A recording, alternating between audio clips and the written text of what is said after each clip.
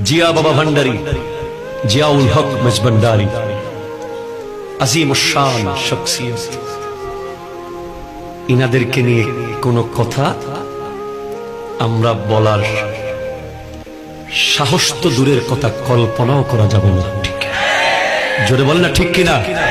ইনাদের বিরুদ্ধে কথা বললে আল্লাহর পক্ষ থেকে সিদ্ধান্ত আসবে।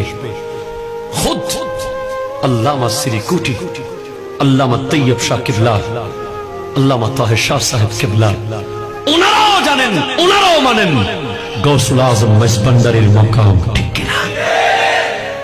যুগ যুগ ধরে মেজবান্ডার দরবারকে আমরা হক জেনেছি, হক মেনেছি, সেখানে গিয়েছি, গভীর রাতে দোয়া চেয়েছি। আমাদের মুর্শিদ কারীমও গিয়েছেন। জামিয়ার মেজবান্ডারের মুহাব্বত ছিল, আছে, থাকবে। ঠিক কিনা কথা বলেন? কিন্তু কিছু চেষ্টা করতেছে ফাটল